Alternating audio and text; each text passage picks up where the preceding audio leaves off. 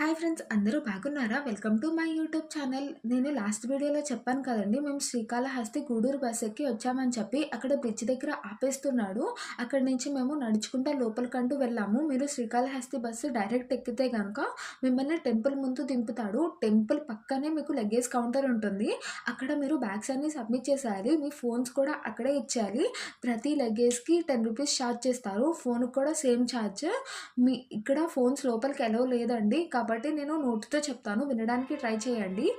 లోపలికి ఫస్ట్ వెళ్ళగానే right side మీకు కౌంటర్స్ ఉంటాయి. అక్కడ 500 నుంచి 2500 దాకా రాహుకేతు పూజకి టికెట్స్ ఇస్తూ ఉంటారు. మీరు టికెట్ తీసుకునేటప్పుడే మీకు వాళ్ళు కిట్ కూడా ఇచ్చేస్తారు.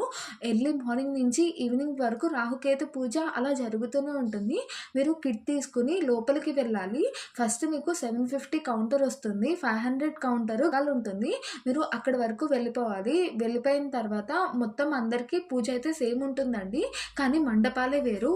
అక్కడ కాసేపు వెయిట్ చేపిస్తారు. ఒక్కొక్క బ్యాచ్ని పంపిస్తూ ఉంటారు. ఒక 15 మినిట్స్ వరకు పడుతుంది ఒక బ్యాచ్ పూజ.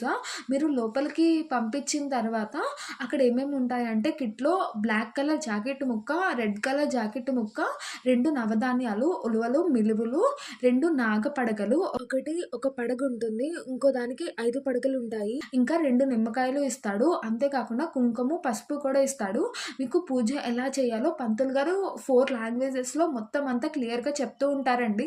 మీరు ఫస్ట్ ఏం చేయాలంటే, అక్కడ మీరు ఆ జాకెట్ ముక్కలు అంటే రాహు కేతువుని రెండింటిని ప్లేస్ చేసి దాని మీద నవధాన్యాలు వేసి దాని మీద ఈ నిమ్మకాయలు పెట్టి దానికి టచ్ అయ్యేటట్టు ఈ నాగపడకల్ని పెడతామండి. బ్లాక్ కలర్ జాకెట్ ముక్క, దాని మీద మినువులు, దానిపైన నిమ్మకాయ, దానికి టచ్ అయ్యేటట్టు ఒక పడగున్న నాగపడగ పెడతామండి. రాహుకేమో రెడ్ కలర్ జాకెట్ ముక్క, ఉలవలు, ఒక నిమ్మకాయ, దానికి టచ్ అయ్యేటట్టు 5 పడగల నాగుపాముది అది పెడతామండి. అది మీరు బయటకు తెచ్చుకోకూడదు. అలా మీరు రాహు కేతు ఇద్దరిని పెట్టేసుకున్న తర్వాత పంతులు గారు అసలు దోషం దేని గురించో మొత్తం చెప్తారు. ఏమేమి దోషాలు ఉన్నాయో అని చెప్పి.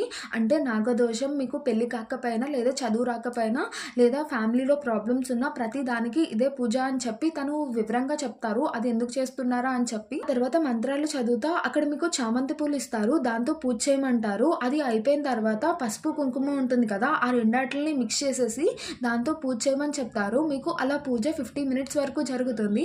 మొత్తం పూజ అంతా అయిపోయాక లాస్ట్ లో మొత్తం అందరినీ 116 రూపీస్ ఇమ్మని చెప్తారు. మీరు అక్కడ ఇచ్చేసి అక్కడి నుంచి మీరు బయటకు వచ్చేయడమే. ఆ తర్వాత అదే బట్టలతో దర్శనానికి వెళ్ళిపోండి. ఆ బట్టలు వదిలేయాలని చెప్పి ఏ రూలు లేదు, కాబట్టి ఆ బట్టలు మీరు తీసుకుని వెళ్ళిపోవచ్చు. కానీ పూజ గదిలో ఏవైతే ఉన్నాయో అవేమి బయటకు తీసుకురాకూడదు.